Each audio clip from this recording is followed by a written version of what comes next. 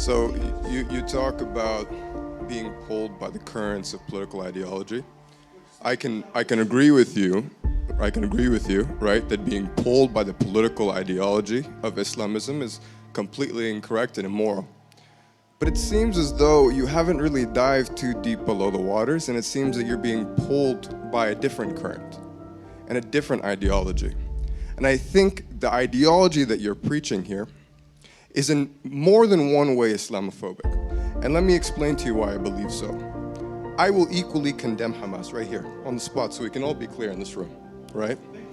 But what you are saying, right? And you talk about the treatment of blacks, you talk about the treatment of women, right?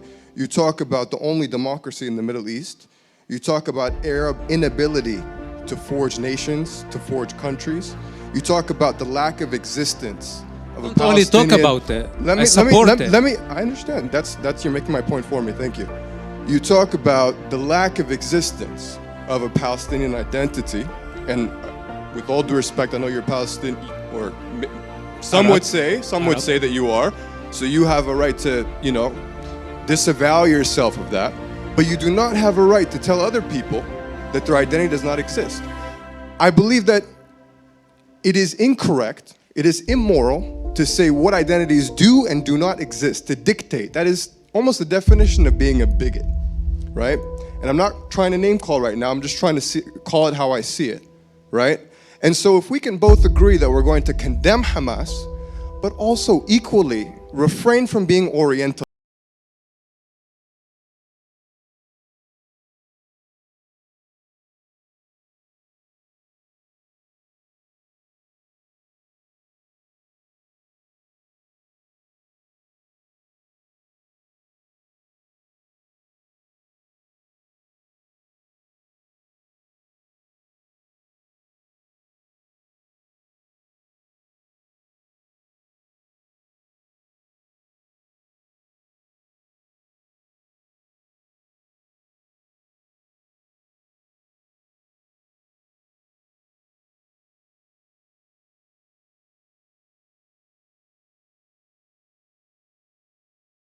You say Islamist, but in your rhetoric you describe the Islamic civilization generally, proper, right?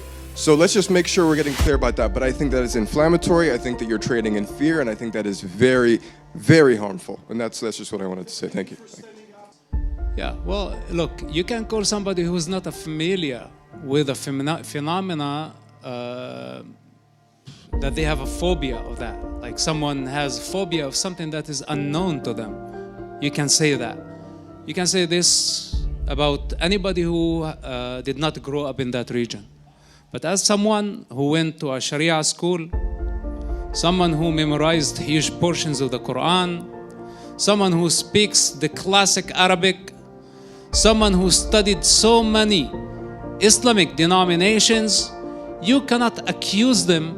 Are you listening to my answer?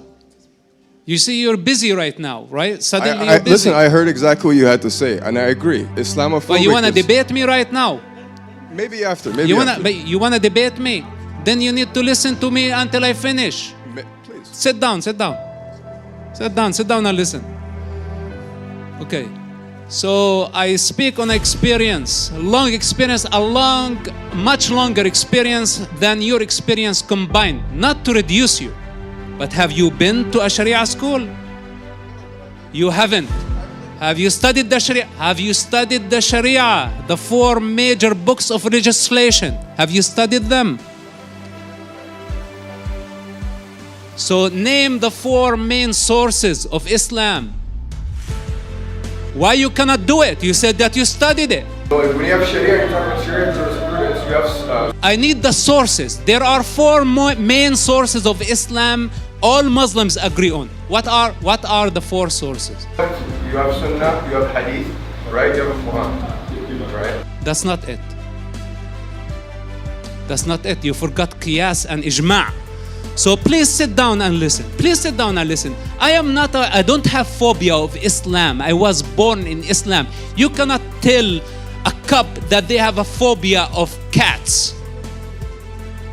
because this is their environment. You know, you tell somebody who never been to the situation Islamophobic, but I, as a son of the religion, I don't have a phobia. I have the right to rebel. I have the birthright to rebel. I tell you something. I don't mind speaking to him after the event if this is what he wants. Okay, and I don't mind actually debating someone.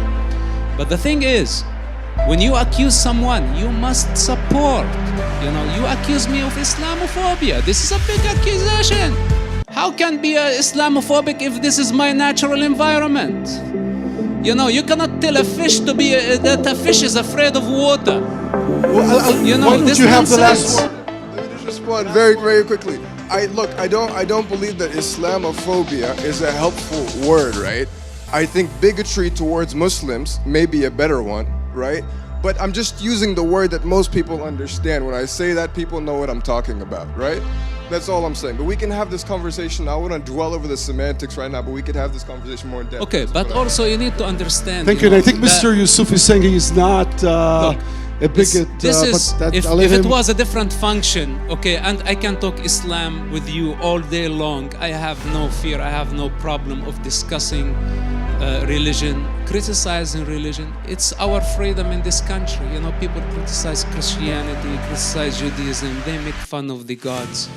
Why cannot I make the fun of the gods, you know, that I was brought up? But anyway, this is not the right place. Look, I don't want to be offensive.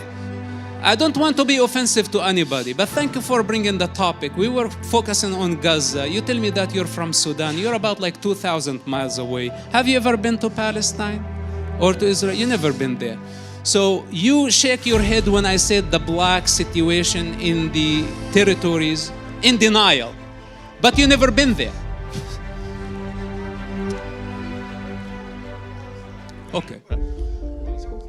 Look, man, I like to build bridges, but false accusations I don't like. And I don't like hypocrisy. I like free people who don't hide in the crowd.